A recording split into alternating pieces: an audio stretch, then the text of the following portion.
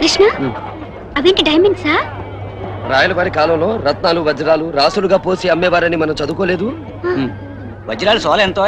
గిద్ద 4 వరహాలు. 4 వరహాలా? బహు ప్రేమగానున్నవే. ఏమా వరహ అంటే పాత కాలంలో 4 రూపాయలట, అంటే 16 రూపాయలకి సుమారు 100 వజ్రాలు. అంత చీపా? నా దగ్గర ఓ 1000 రూపాయలున్నాయి, వజ్రాలు తీసుకుపోదామా? నీ రూపాయి కాగితాలు ఇక్కడ 4 గీసుకోవడానికి కూడా పనికిరావు. అదో కూడా ఉందా? వజ్రాలే ఇంత చీప్గా ఉంటే మరి పట్టు చీరలు అవి? పట్టు చీర 10 పైసలు ఉండొచ్చు, 1,00,000 చీరలు మోసుకుపోదామని ఐడియా లపకు. పద.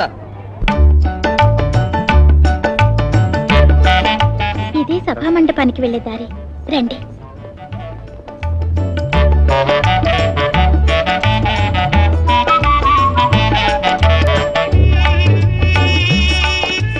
ఎవరబ్బా వీరు? వేషధారణ బహు విచిత్రముగా ఉన్నదే. వేరే గ్రహం నుంచి వచ్చినట్టున్నారు.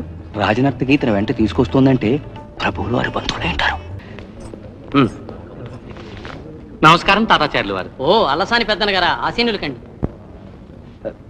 ఆయనేనా అల్లసాని పెద్దన గారు? అవును.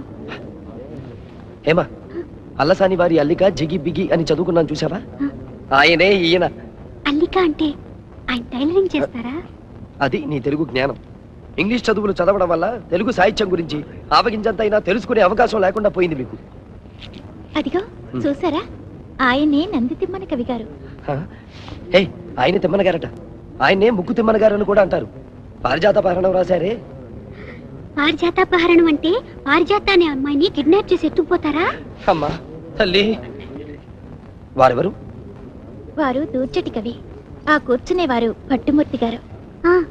తెనాలి రామకృష్ణ గారేరి? ఓ కవి పేరు తెలుసు నీకు. ఏది ఏది సెకండ్? అరుగు మాటలలోనే వచ్చుతున్నారు. నమస్కారం కవి గారు. నమస్కారం. అదేమి రామకృష్ణ, కనులు మూసుకుని వచ్చుతున్నావేమి? ఓహో, పెద్దనామచ్చుల వారా. మనం రోజు తినే భోజనాన్ని కళ్ళు మూసుకుని తిరగలం. మనం రోజు చూసే మనుషుల్ని కళ్ళు మూసుకునే గుర్తించగలం. అలాగే మనం రోజు వచ్చే ఈ సభాస్థలికి కళ్ళు మూసుకుని ఎందుకు రాలేమో చూద్దామని ఇలా ప్రయత్నించాను. రామకృష్ణ, అందుకే నిన్ను వికట కవి అన్నారు. చూసావా హేమ, భలే తమాషా మనిషి ఆయన. అవును, నేను కూడా కొన్ని కథలు విన్నాను. రాజాది రాజా రాజ మార్తాండ కర్ణాటాండ ఉత్కడ విజిగీష మనీష మూరు రాయల గంట ఆంధ్ర భోజ హజారా రామ హంపి విరూపాక్ష చరణ చారణ చక్రవర్తి దిగనంద కీర్తి కవిరాజ కల్పక ఆశ్రిత పారిజాత రాజ కవీంద్ర నరసింహ కృష్ణరాయ రాజేంద్ర బహుపరా బహుపరా బహుపరా. రాయలవారి వెనకనున్నది ఎవరు? వారే మహామంత్రి తిమ్మరసు గారు.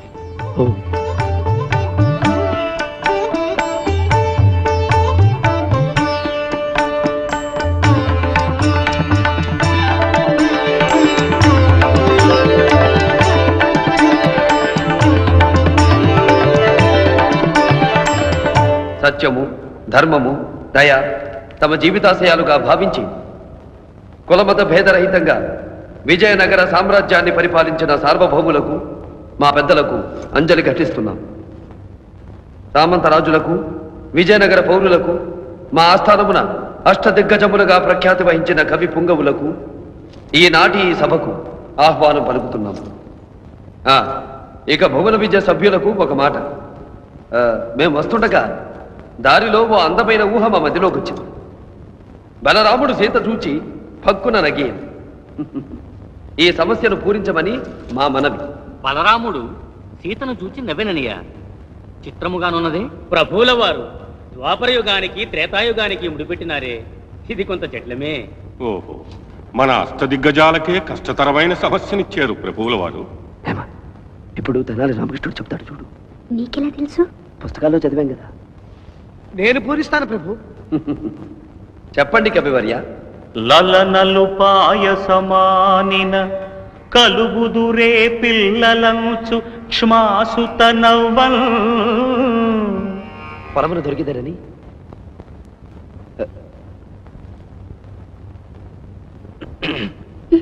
పొలమున దొరికెదరని ధీబలరాముడు సీత చూచి పక్కున నగియం.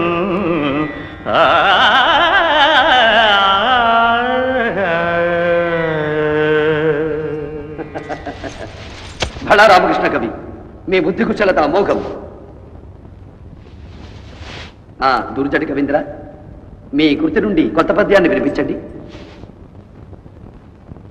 ఆ కారడవిలో ఏ దిక్కు లేకుండా పడి ఉన్న శివలింగాన్ని ఎన్నడూ తన పల్లెకు రమ్మని ప్రార్థిస్తూ, చురుకు చూపున గాలిన కొరత నురుకు, నురుకు జూపుల పుట్టించు నెరుకు వారి మిరుకు వలి గుప్ప పాలిండ్ల మిగురు బోండ్ల సేవకిచ్చెద నీకు విచ్చేయుమయ్యా. ఆహా, స్తుతమతి అయిన ఆంధ్ర కవి ధూర్జటి పల్పులకేలగల్గెను అతులిత మాధురీ మహిమ తెలిసన్. ఎక్స్క్యూజ్ మీ రామకృష్ణ కవి గారు, మీరు చెప్పబోతున్న పద్యం నాకు తెలుసు. ఎవరు నీవు? నీకు తెలిసినది ఏమి? తెలిసన్ భువనైక మోహనోద్ధత సుకుమార వార వనితా జనతా ఘనతాపహార సంతత మధురాధరోదిత సుధార సధారల గ్రోలుటల్జునీ. అదే ఆశ్చర్యంగానున్నదే ప్రభు. ఈ వ్యక్తి పలికిన పద్యంలోని ప్రతి అక్షరం నా మనోఫలకంలో ఉన్నదే. ఆశ్చర్యం, అద్భుతము. ఎవరి పరదేశీయుడు? ప్రభువులకు ప్రణామములు. వీరు కృష్ణకుమారులు, ఆమె హేమలత. అడవిలో దొండగుల బారి నుండి నన్ను కాపాడినారు ప్రభు. ఓ అలాగా. వీరకుమారా, మీరే దేశవాసులు? మాది ఈ దేశమే ప్రభు, ఆంధ్రదేశం. ఆంధ్రదేశమా? మరి నీ వేషభాషలేమో విచిత్రముగానున్నవి. అదీగాక నేను చెప్పాలనుకున్నది ముందే నీవు చెప్పితివి. అదెలా? ఈ సీన్ నేను తెనాలి రామకృష్ణ సినిమాలో చూశాను కవి గారు. సినిమానా? సినిమానా? విఎస్ రంగా గారి డైరెక్షన్ లో విక్రమ్ ప్రొడక్షన్స్ వారు తీసిన సినిమా అది. టైటిల్ తెనాలి రామకృష్ణ. అందులో మీ పాత్ర అక్కినేని నాగేశ్వరరావు గారు వేశారు. ఆయన్ని చూసి రామకృష్ణ కవి అంత అందంగా ఉంటాడనుకున్నాను. కానీ మిమ్మల్ని చూశాక అలా అనిపించడం లేదు. ఈ మధ్య కాస్త పొట్ట పెంచి పొట్టైనట్టున్నాను. నీ మాటలు లవలేశమైన అర్థం కావటం లేదు బాలక. ఒక్క పొట్టి పొట్ట తప్ప.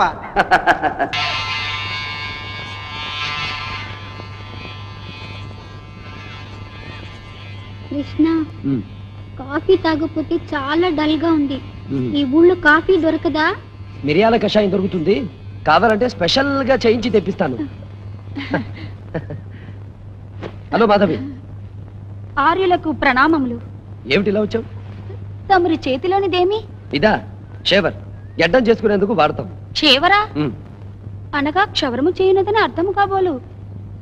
క్షవరము చురకులతో చేయించుకున్నారా ఆర్య? చురకుల వాళ్ళెవరు? చురకులంటే బార్బర్స్. గడ్డం మేమే చేసుకుంటాం, చురకుల దగ్గరికి వెళ్ళాం. అవురా, ఏమి విధి వైపరీత్యము! స్వయక్షవరమా? హత విధి. ఆశ్చర్యము, మహాద్భుతము. మా అనుచరులు తెలిపారు. నీరు చిమ్ము యంత్రమట, నిప్పుతో అవసరము లేని దీపమట, కనివిని ఎరుగని మహాద్భుతాలు ఎన్నో తమ వద్ద ఉన్నాయట. అంతేకాదు ప్రభు, కదిలే బొమ్మలతో కనిపించే టీవీలు, ప్రపంచంలో ఎక్కడి నుంచి ఎక్కడికైనా సరే మాట్లాడగల టెలిఫోన్లు, ఇంకా చాలా చాలా వింతలున్నాయి మా కాలంలో. ఇంతటి ఉపయోగకరమైన వస్తు సముదాయము గల మీ దేశానికి ప్రభువులెవరో? మాకు ప్రభువులు లేరు మహాప్రభు. మా కాలంలో ప్రజలే ప్రభువులు. ఎన్నికల్లో గెలిచిన వారికి పదవినప్పు చెప్తాం. బళా, ఎంతటి చిత్రము! రాచరికము లేని రాజ్యమా? ప్రజలే ప్రభువులా? కాలవైపరీత్యం. జయము జయము మహారాజులకు. ఏమిటి విశేషాలు? రేపటి మన సభకు శతగండ పెండేర గ్రహీతలు, కవిశార్దూల బిరుదాంకితులు అయిన శ్రీ నరసకవి గారు ఏం చేయనున్నారు ప్రభు? నరసకవి గారు రానున్నారా? హత విధి. రేపటితో నిత్య శోభితమైన విజయనగర సాహితీ వైభవానికి తెరబడనున్నది కాబోలు. అదేమిటి ప్రభు? అష్టదిగ్గజములకే ఒక క్లిష్ట పరిస్థితి. ఆ నరసకవి ఎంతటి పండితోత్తముడైనా అర్థం చెప్పలేనంతటి జటిలమైన కవిత్వము చెప్పగలిగిన దిట్ట. నరసకవి అంతటి ఉద్దండుడా? అతడు నరసకవో నసకవో ఏమైనా ఆ కవీశ్వరుడు ఇప్పటికీ 6 రాజ్యాలలో కవులను ఓడించగలిగాడంటే రేపటి మన సభలో మీకా భయం అక్కర్లేదు ప్రభు. రేపటి మన సభలో ఆ నరసకవికి పరాభవం తప్పదు. చరిత్రలో విజయనగర సాహితీ వైభవానికి తిరుగులేదు. విరూపాక్షుడి దయ వల్ల, మీ నోటి చల వల్ల అదే నిజంగా జరిగితే మేం మిమ్మల్ని ఘనంగా సత్కరిస్తాం మిత్రమా. Thank you very much sir.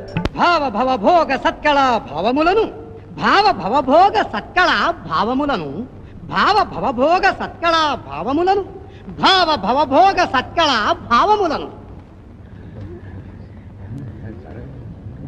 ఏం చేస్తున్నారు కవి గారు? అర్థాన్ని ఆలోచిస్తున్నాను మిత్రమా. అర్థాన్ని ఆలోచించడం వ్యర్థం కవి గారు. మీరది మాని అతను అర్థం చెప్పలేని కొత్త పద్యాన్ని విసరండి. విసరడానికి ఏమైనా పప్ప ఉప్ప? బాగా ఆలోచించాలి. అలా అనకండి కవి గారు. ఇప్పుడు ఈ సమయంలో మీకు ఆలోచన రావాలి. అదిగో వస్తుంది ఆలోచన. ఇప్పుడు ప్రజలను పాలించేది ప్రభువు. ఆ ప్రజలకు పాలిచ్చేది ఏది ఆలోచించండి. ఆవులు, గేదెలు, ఇంకా ఇంకా మేకలు. కరెక్ట్. ఆ మేకలకి ఏముంటాయి? తోకలు. పర్ఫెక్ట్. ఇంకా గుద్దేయండి, గెలుపు మీదే. నరసకవి గారు, మీ పద్యానికి అర్థాన్ని చెప్పడం నాకు కరతలా మనకం. అది నేను చెప్పాలంటే ముందు ఈ పద్యానికి అర్థం చెప్పండి. చెప్పండి, పరిష్కరిస్తాం. మేక తోకకు మేక తోక మేకకు తోక మేక తోక మేక మేక తోక మేక తోకకు మేక తోక మేకకు తోక మేక తోక మేక మేక తోక మేక తోకకు మేక తోక మేకకు తోక మేక తోక మేక మేక తోక మేక తోకకు మేక తోక మేకకు తోక మేక తోక మేక మేక తోక మేక తోక తోక మేక మేక తోక మేక మేక తోక తోక మేక మేక తోక మేక మేక తోక తోక మేక మేక తోక మేక మేక తోక తోక మేక మేక తోక మేక. బాగా ఆలోచించి అర్థాన్ని చెప్పండి. మరొక్కసారి పద్యాన్ని వినిపిస్తే. ఇంకొకసారి పద్యాన్ని వింటానంటాం సరస్వతీ పుత్రులకు సమంజసం కాదు కవి గారు. అందున తమరు అవధానులు. ప్రభువులకు జయం. నేను ఓటమిని అంగీకరిస్తున్నాను. నాకు సెలవు ఇప్పించండి. జయమైన పరాజయమైన మీరు మా ఆస్థానానికి విచ్చేసిన కవీశ్వరులు. మా ఆతిథ్యాన్ని స్వీకరించండి. కృష్ణకుమార, నిన్న మీరు చెప్పిన జోస్యము నిజమైనది. రామకృష్ణ కవి గెలుపులో మీ బాధ్యత ఎంతున్నదో మేము గుర్తించాం. మేమిచ్చిన మాట ప్రకారం మిమ్మల్ని ఘనంగా సత్కరిస్తాం.